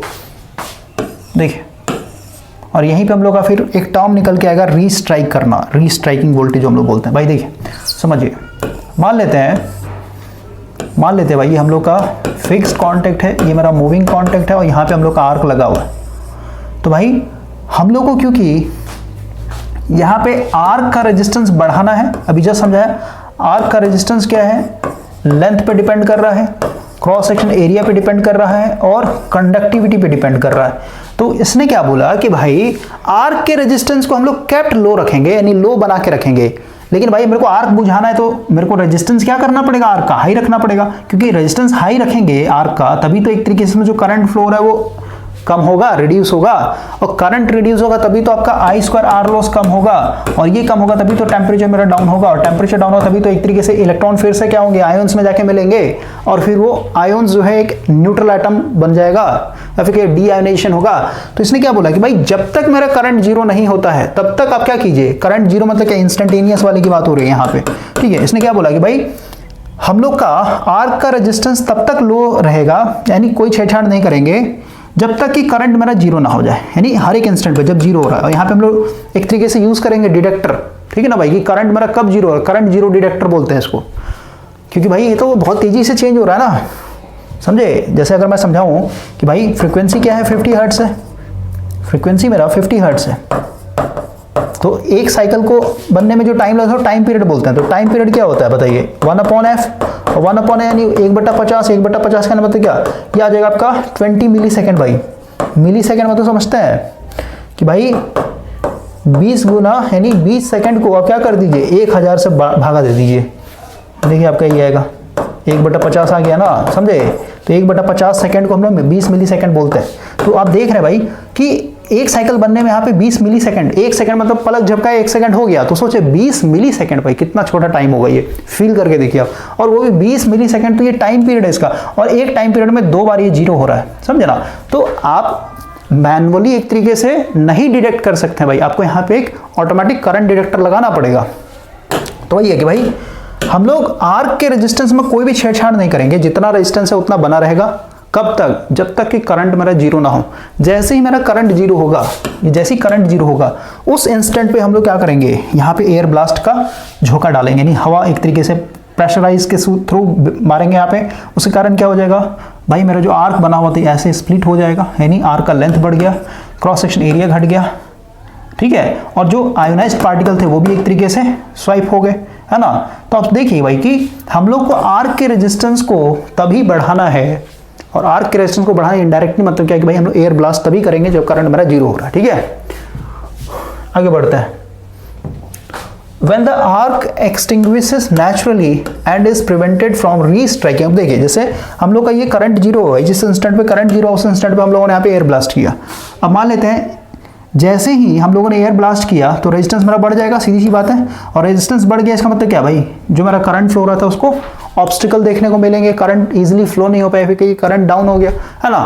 तो अगर फर्स्ट टाइम में ही हम लोग का आर्क बुझ गया एयर ब्लास्ट करने से तब तो ठीक है, नहीं तो फिर जैसे ही हम लोग का दोबारा यहाँ पे जीरो आएगा, है ना, π/2 है ना, 90 डिग्री यानी π/2 रेडियन के बाद फिर से हम लोग क्या करेंगे, यहाँ पे एयर ब्लास्ट करेंगे। तो 3 से 4 बार हम लोग को एयर ब्लास्ट करना पड़ता है जब जब मेरा करंट एक तरीके से नेचुरली जीरो हो रहा है। नेचुरली जीरो क्यों बोल रहा है भाई, क्योंकि ऑटोमेटिक इसका क्या है, ये नेचर है ना भाई, हर एक इंस्टेंट के बाद ही क्या कर रहा है, π/2 रेडियन के बाद क्या कर रहा है, अपने आप को जीरो कर रहा है, ठीक है। तो 2-3 बार एयर ब्लास्ट करेंगे तो अपने आप ये करंट क्या हो जाएगा, बुझ जाएगा। तो ये आ गया, when the arc extinguished naturally, it prevented from restriking in spite of rising voltage across the contact. All modern high power AC circuit breaker employ this method for arc extinction, यानी सबसे ज़्यादा यही यूज होता है भाई, zero current, naturally zero current वाला method, ठीक है। और रीस्ट्राइक कब होगा, जब यहाँ पे फिर से क्या हो जाए, मतलब एक बार किया तो भाई हो सकता है आर्क ना बुझे, है ना। और क्योंकि हम लोग यहाँ पे आर्क को बुझाने की कोशिश कर रहे हैं, एक चीज और समझिए, हम लोग का जो पावर सिस्टम होता है भाई उसमें हम लोग रेजिस्टेंस को क्या कर रहे थे, नेग्लिजिबल मान के चल रहे थे। क्यों मान के चल रहे थे, क्यों मान के चल रहे थे भाई, ट्रांसमिशन लाइन के चलते रेजिस्टेंस आ रहा है, रिएक्टेंस आ रहा है, यहाँ पे ट्रांसफार्मर लगा हुआ था उसका रेजिस्टेंस रिएक्टेंस, तो हम लोगों ने यहाँ पे रेजिस्टेंस को नेग्लिजिबल माना था, क्योंकि हम लोग का जो इंडक्टेंस होता है भाई वो काफ़ी मच ग्रेटर देन होता है रेजिस्टेंस के मुकाबले। तो अब देखिए भाई मेरा फॉल्ट के दौरान जो पूरा पावर सिस्टम है भाई, ये पूरा का पूरा पावर सिस्टम क्या है, हाईली इंडक्टिव सर्किट है। और हाईली इंडक्टिव सर्किट में क्या होता है, इंडक्टर क्या करता है, सडन चेंज ऑफ करंट को अपोज करेगा, हमेशा तुरंत नहीं चेंज होने देगा करंट को। तो आप समझिए कि भाई मेरा यहाँ पे जो आर्क लगा हुआ है, कॉन्टेक्ट ओपन हुआ, आर्क लग गया, इसमें मतलब यहाँ पे करंट फ्लो हो रहा है भाई, और करंट फ्लो हो रहा है तो आपको आप एक ही बार में करंट को जीरो नहीं कर सकते इंस्टेंटली, यानी 0 सेकंड में एकदम जीरो, मतलब कोई टाइम ही नहीं लग रहा करंट जीरो, ये पॉसिबल ही नहीं है, नहीं होता ऐसे, ठीक है। तो आप देखिए भाई हम लोग एक बार इसमें जब एयर ब्लास्ट कर रहे हैं उस इंस्टेंट में आपका नहीं होगा जीरो, ठीक है ना, टाइम लगेगा, आपको फिर से ब्लास्ट करना पड़ेगा, एयर ब्लास्ट करना पड़ेगा। तो 2-3 बार जब आप करेंगे तो ऑटोमेटिक आपका एयर ब्लास्ट यहाँ पे क्या हो जाएगा, इस करंट को ब्रेक कर देगा, ठीक है, टाइम लगता है। आगे बढ़ता है। In an AC system current drop to zero after every half cycle, अभी जस्ट समझा दिया। At every current zero the arc extinguishes for a brief moment, यानी अपने आप करंट जीरो तो भाई आर्क भी जीरो हो जाएगा नेचुरली, ये कहने का मतलब है। Now the medium between the contact content ions, contact दोनों कॉन्टेक्ट बीच में क्या आयोन्स है ना, आयोन्स के थ्रू करंट फ्लो रहा है ना, ठीक है। आयोन्स एंड इलेक्ट्रॉन, क्योंकि भाई एटम जो रिलीज कर दिया इलेक्ट्रॉन, उसके चलते इलेक्ट्रॉन आ रहा है, जो एटम ने इलेक्ट्रॉन लूज किया उसको आयोन्स बोल रहे हैं हम लोग। So that it has a small dielectric strength, यानी यहाँ पे जो एयर है भाई इसका डायलेक्ट्रिक स्ट्रेंथ काफ़ी कम है, and can be easily broke down by rising contact voltage known as restriking voltage. ठीक है ना, यानी एक बार जब आपका जैसे देखिए यहाँ पे करंट जीरो हुआ, नेचुरली करंट जीरो इसका मतलब क्या, आर्क भी अपने आप जीरो हो जाएगा, क्योंकि करंट के कारण ही आर्क लग रहा है भाई, समझ में आ रहा है। स्लो मोशन में समझिए कि भाई करंट जीरो हुआ तो आर्क भी जीरो हो जाएगा, लेकिन फिर मेरा करंट बढ़ेगा ना, समझ में आया।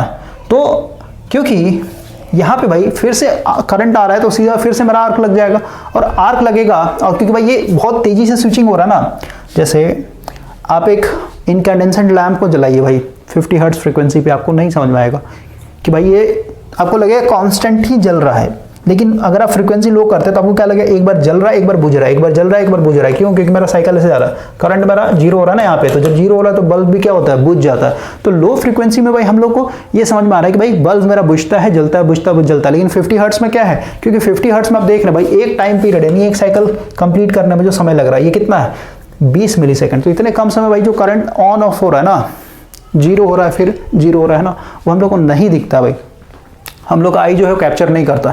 ठीक है, तो वही चीज़ यहाँ पे बोल रहा है भाई कि करंट जीरो हुआ तो आर्क भी जीरो हो गया, लेकिन फिर से क्या हो जाएगा, आर्क मेरा बन जाएगा, और जिस वोल्टेज पे जो आर्क बना सो रीस्ट्राइकिंग वोल्टेज, आर्क को फिर से रीस्ट्राइक कर रहा है। Such a breakdown does occur, the arc will persist another half cycle if immediately after current zero the dielectric strength of the medium between the contact is built up more rapidly than the voltage across the contact, the arc fail to strike and the current will interrupt। कहना मतलब क्या है भाई, मतलब इसको पढ़ी ना, जो मैंने आपको समझाया भाई कि जब ये करंट जीरो इसी इंस्टेंट पे अगर हम लोग एयर ब्लास्ट कर देते, एयर ब्लास्ट करने के कारण क्या हो जाएगा, आपका करंट भाई मतलब जो आयोनाइज्ड पार्टिकल थे ना उसको आपने यहाँ पे खत्म कर दिया, यहाँ का आर्क का लेंथ बढ़ गया तो रेजिस्टेंस बढ़ जाएगा, ये सब ठीक है ना, उसके कारण क्या हो जाएगा आपका ये मतलब बुझ जाएगा भाई। ठीक है ना, रीस्ट्राइकिंग वोल्टेज से अगर आपका मतलब ये ना यहाँ पे जो एयर का डायलेक्ट्रिक स्ट्रेंथ है अगर रीस्ट्राइकिंग वोल्टेज से अधिक रहा, ठीक है ना, इसका जो डायलेक्ट्रिक स्ट्रेंथ है भाई, डायलेक्ट्रिक स्ट्रेंथ को भी तो हम लोग वोल्ट में ही नापते हैं ना, वोल्ट पर मीटर, केवी पर मीटर आपने देखा होगा, या फिर केवी पर सेंटीमीटर ट्रांसफार्मर के ऑयल का डायलेक्ट्रिक स्ट्रेंथ होता ना, तो ये भी क्या है, वोल्टेज है भाई, डायलेक्ट्रिक स्ट्रेंथ वोल्ट पर सेंटीमीटर में मेजर किया जाता है, तो ये भी वोल्टेज है ये भी वोल्टेज है। तो डायलेक्ट्रिक स्ट्रेंथ जो है इसका जो ब्रेकडाउन वोल्टेज है या फिर कहिए जो डायलेक्ट्रिक स्ट्रेंथ है वो बड़ा है as compare to restriking voltage, तो इसमें क्या हो जाएगा आपका आर्क फिर रीस्ट्राइक नहीं करेगा, आर्क बुझ जाएगा। ठीक है ना, और आर्क बुझ गया तो करंट मेरा इंटरप्ट हो जाएगा। The rapid increase of dielectric strength of the medium near current zero, यानी जब करंट जीरो उसी समय हम लोग क्या करना है, डायलेक्ट्रिक स्ट्रेंथ को बढ़ा देना है अपने मीडियम का। ठीक है, कैसे करेंगे, तो स्प्लिटर लगा करके, एयर ब्लास्ट करके, ये सब ठीक है। और इसको कैसे अचीव कर रहा है, तो ये causing the ionised particle in the space between contact to recombine to the neutral air में, यानी रिकॉम्बिनेशन होना चाहिए, रिकम्बाइन करके हम लोग कर सकते हैं। स्वीपिंग लिख दिया ना, स्वीपिंग मतलब झाड़ू लगाना भाई, ठीक ना। तो एयर ब्लास्ट जब करेंगे भाई तो आयोनाइज्ड पार्टिकल को भी वो स्वीप कर देगा, है ना, वहाँ से हटा देगा। आगे बढ़ते हैं। Therefore, the real problem in AC arc interruption is to rapidly deionize the medium। ठीक है ना, सबसे ज़्यादा जो हम लोग का चैलेंजिंग है भाई कि हम लोग चाहते हैं कि जैसे मेरा करंट जीरो हुआ उसी इंस्टेंट पे क्या हो जाए, मेरा डीआयोनाइजेशन हो जाए मीडियम का between the contact as soon as the current become zero, so that the rising contact voltage or restriking voltage can not break down the space between the contact, या फिर कहीं जो डायलेक्ट्रिक स्ट्रेंथ है उसको break down ना कर दे। ठीक है, the deionization of the medium can be achieved by पहला lengthening of the gap, contact का एरिया बढ़ा दीजिए। हाई प्रेशर, अभी जस्ट बताया भाई, हाई प्रेशर एयर ब्लास्ट करके हम लोग कर सकते हैं, लिखा ना, पढ़िए यहाँ पे। If the pressure of the vicinity of the arc is increased, pressure का मतलब क्या भाई, जैसे 5 kg वाला एलपीजी वाला सिलेंडर इमेजिन कीजिए, आप स्टूडेंट है तो आप यूज कर रहे होंगे, तो भाई आप समझिए भाई इसमें हम लोग क्या कर रहे हैं, गैस मॉलिक्यूल्स को कंप्रेस कर रहे हैं ना, तो जितना ज़्यादा आप गैस भरवाइए, जब 2 kg भरवाते हैं भाई, तो 2 kg आप भरवाएंगे तो सीधी सी बात है इसमें 3 kg का जो वॉल्यूम अभी भी बचा हुआ है ना, समझे, तो वो गैस फैले हुए रहेंगे, तो उसका जो डेंसिटी होगा कम होगा। डेंसिटी मतलब क्या, मास पर यूनिट वॉल्यूम, है ना, 1 यूनिट वॉल्यूम में कितना आपका एक तरीके से है। और वही अगर आपने भाई 5 kg सिलेंडर था, 5 kg का 5 kg फुल कर दिया एक तरीके से, तो सीधी सी बात है सारे गैस मॉलिक्यूल क्या हो जाए, बहुत नज़दीक आ जाएंगे, डेंसिटी में बढ़ जाएगा। तो वही है, प्रेशर जितना ज़्यादा हाई प्रेशर होगा उतना ज़्यादा डेंसिटी होता है भाई, ठीक है ना। Particle consisting of the discharge also, the increased density of the particles causes higher rate of deionization and the dielectric strength of the medium। यानी जो देखिए हाई प्रेशर कैसे बढ़ाएंगे भाई, जैसे हम लोग मान लेते हैं ऑयल सर्किट ब्रेकर की बात करते हैं भाई, तो अगर ऑयल का प्रेशर आपने बढ़ा दिया तो सीधी सी बात है आपका क्या हो जाएगा, डेंसिटी बढ़ जाएगा। डेंसिटी बढ़ गया इसका मतलब क्या, फिर इसको मतलब डाइलेक्ट्रिक पंचर करने, मतलब सीधी बात है, डेंसिटी बढ़ने से हम लोग डाइलेक्ट्रिक स्ट्रेंथ होता है बढ़ जाता है भाई, ठीक है ना, बस इतना होता है। क्यों? क्योंकि एटम काफ़ी नज़दीक होता है, ठीक है। आगे बढ़ता है कूलिंग। तो कूलिंग से भी अभी बताया ठंडा एयर का ना टेम्परेचर मेरा डाउन हो जाएगा। अगला है ब्लास्ट इफेक्ट। तो ये if the ionised particle between the contact are swept, blast का मतलब क्या है भाई, झोंका मारना हवा का, ठीक है ना भाई। तो सारे के सारे इस एयर ब्लास्ट के कारण क्या हो जाएगा, जो आयोनाइज्ड पार्टिकल थे वो स्वेप्ट हो जाएंगे, यानी वहां से हट जाएंगे, दूर भाग जाएंगे, and replaced by unionised particle. If जो एयर आपने डाला ठंडा एयर, वो तो एक तरीके से भाई डी आयोनाइज्ड पार्टिकल थे ना एयर, वो तो न्यूट्रल थे एक तरीके से।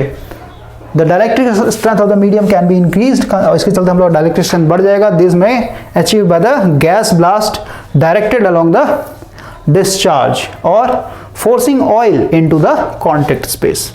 तो ये पूरा का पूरा भाई इंट्रोडक्शन हो गया। तो अभी तक क्या समझ में आया कि भाई मेन हम लोग का यहाँ पे चैलेंज है आर्क को बुझाना, और आर्क को बुझाने के लिए हम लोग के पास सबसे पहला मेथड था आर्क के लेंथ को बढ़ा देना, आर्क के क्रॉस सेक्शन एरिया को घटा देना, और जो आयोनाइज्ड पार्टिकल है उसको एक तरीके से वहां से हटा देना, फिर कहीं उसको हम लोग डी आयोनाइज कर देंगे। और अभी एसी, क्योंकि हम लोग पावर सिस्टम पूरा एसी पे ऑपरेट हो रहा है, तो भाई यहाँ पे हम लोग यूज करते हैं जीरो करंट इंटरप्शन मेथड, यानी जब नेचुरली करंट जीरो हो रहा है उसी समय हम लोग क्या करेंगे, एयर ब्लास्ट करेंगे, या फिर उसी इंस्टेंट पे हम लोग आर्क के रेजिस्टेंस को बढ़ाने की कोशिश करेंगे। कैसे करेंगे समझा दिया मैंने आपको। अब नेक्स्ट सेशन से हम लोग बात करेंगे important terms in a circuit breaker. तो आर्क वोल्टेज आपको समझ में आ गया, इसका वैल्यू क्यों कम होता है ये भी मैंने आपको समझा दिया भाई, ठीक है। अब हम लोग कल से पढ़ेंगे रीस्ट्राइकिंग वोल्टेज क्या होता है, रिकवरी वोल्टेज क्या होता है, ये सब हम लोग पढ़ेंगे भाई। बस सर्किट ब्रेकर आपका खत्म हो जाएगा, ये इसमें मेन जो है आपका इंपॉर्टेंट टर्म्स है।